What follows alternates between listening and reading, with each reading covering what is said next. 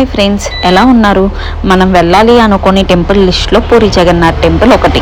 ఎలా వెళ్ళాలి, ఎప్పుడెప్పుడు వెళ్ళాలి, లేకపోతే లాంగ్వేజ్ ప్రాబ్లం అనుకుంటున్నారా? మన హైదరాబాద్లోనే పూరి జగన్నాథ్ టెంపుల్ జూబ్లీ హిల్స్లో ఒకటి ఉంది. ఇప్పుడు నేను చూపిస్తున్న పూరి జగన్నాథ్ టెంపుల్ బొల్లారంలో ఉంటుంది. సేమ్ పూరి జగన్నాథ్ టెంపుల్ ఎలా అయితే ఆర్కిటెక్చర్ జరుగుతుందో సేమ్ అదే ఆర్కిటెక్చర్తో ఇక్కడ నిర్మించారు. పూరి జగన్నాథ్ టెంపుల్కి వెళ్ళలేని వాళ్ళు బెస్ట్ టెంపుల్ ఇక్కడికి రావచ్చు. మియాపూర్ నుంచి 5 kilometres ideal Bollaram Jagannath temple ఉంటుంది. ఇక్కడ ఆర్కిటెక్చర్ గానీ ఎంత బాగుంటుందంటే పీస్ఫుల్ ఉంటుంది. పూరి జగన్నాథ్ సంబంధించిన పూజారి గారు ఇక్కడికి వచ్చి పూజ చేస్తున్నారు. ఉండే గోపురాల కింద సీలింగ్ గానీ బొమ్మలు గానీ చాలా అంటే చాలా బాగున్నాయి. మనం ఇస్కాన్ టెంపుల్స్ కి వెళ్ళినప్పుడు పూరి జగన్నాథ్ కూడా రైట్ సైడ్ శ్రీకృష్ణుడు, మధ్యలో సుభద్రాదేవి, లెఫ్ట్ సైడ్ లో బలరాముడు ఉంటారు. జగన్నాథుడు గిరిజనులు దేవుడు, నీలమాధవుడు అని పిలుచుకుంటారు వాళ్ళు. పూరి జగన్నాథుడు అంటే విష్ణు రూపం, కానీ అభయహస్తం ఇవేమీ ఉండవు. పెద్ద పెద్ద కళ్ళు ఉంటాయి. 360 యాంగిల్ లో మనకి కళ్ళు జగన్నాథుడు జగం మొత్తం చూస్తున్నట్టు ఉంటుంది. తర్వాత శివాలయం. ఇక్కడ శివుడు దర్శనం అవ్వంగానే ఉజ్జయిని మహంకాళి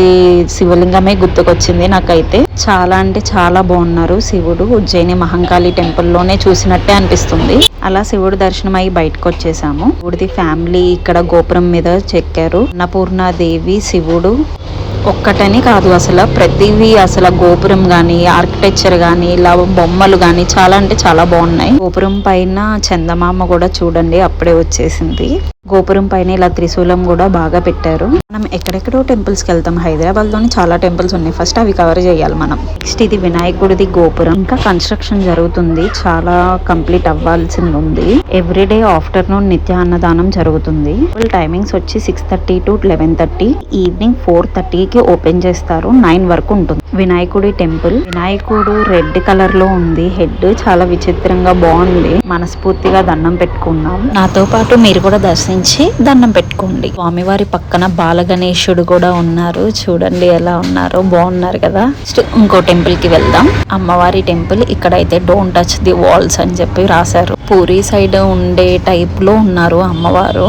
చాలా డిఫరెంట్ గా కలర్స్ గానీ ఆర్కిటెక్చర్ గానీ బొమ్మలు గానీ చాలా అంటే చాలా బాగున్నాయి. మనస్ఫూర్తిగా దండం పెట్టుకొని బయటకు వచ్చాము. చూడండి శ్రీకృష్ణుడు అసలు ఎంత అందంగా ఉన్నారు. గోడల మీద, వాళ్ళ మీద ఇలా రాధాకృష్ణుళ్ళు. ఇక్కడ గోడ మీద పెయింటింగ్ చేశారు. అందరూ బాబునెత్తుకొని ఇలా ఉన్నారు. ఇక్కడ లోటస్ లో కూడా బాబు, ఇక్కడ మహాశివుడు చూస్తున్నారు. ఇలాగా పెయింటింగ్ అయితే అసలు సూపర్ అంటే సూపర్ ఉంది నిజంగా. నెక్స్ట్ ఇంకో పెయింటింగ్ ఎంత బాగా వేశారు అని అంటే అసలు నిజంగా అక్కడే ఉన్న ఫీలింగ్ కలుగుతుంది.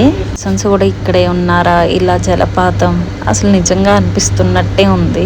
లాస్ట్ లో శ్రీ మహాలక్ష్మి అమ్మవారి టెంపుల్. అసలుకే అందరికీ కావాల్సినది అమ్మవారు లక్ష్మీదేవి. ఎవరొద్దంటారు లక్ష్మీదేవి వస్తా అంటే. మనం ఈ టెంపుల్ కి వచ్చామంటే పూరి జగన్నాథ్, శివుడు, అన్ని టెంపుల్, హనుమాన్, గణేష, అన్ని టెంపుల్ ని దేవుణ్ణి మనం కవర్ చేసుకోవచ్చు. నవగ్రహాలు ఇవి, నవగ్రహాలని కూడా కవర్ చేసుకోవచ్చు మనం ఈ టెంపుల్ లో.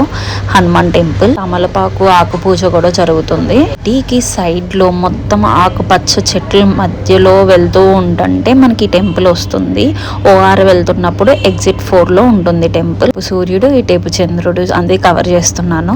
ఏకాదశి రోజున మేము వెళ్ళాం. నేను, మా పక్క షాప్ అక్క వాళ్ళు అండ్ వేరే ఫ్రెండ్ తో నేను వెళ్ళాను. మినీ తిరుపతి అన్నాను. ఆ ఎక్కోమో బంజారా హిల్స్ ఇస్కాన్ టెంపుల్ ఉంది. ఎక్స్పెక్టెడ్ గా అక్క వాళ్ళ హస్బెండ్ అటు వద్దు ఇటు వద్దు అని చెప్పి బొల్లారం తీసుకొచ్చారు మమ్మల్ని. మనం ప్లాన్ చేసుకుంటే సెట్ అవ్వదు. మనకి ఏ దేవుడు గుడికి వెళ్ళాలి అని అక్కడ మనకి ఆయన పిలిపించుకుంటేనే మనం వస్తాం. ఏ ప్లాను లేకుండా మేము అన్ఎక్స్పెక్టెడ్ గా ఈ టెంపుల్ కి వచ్చాము. దర్శనం అయితే బాగా జరిగింది. 4:30కి వచ్చాము. అప్పుడే టెంపుల్ ఓపెన్ అయ్యింది. So happy. Thanks for watching. Please subscribe. By by.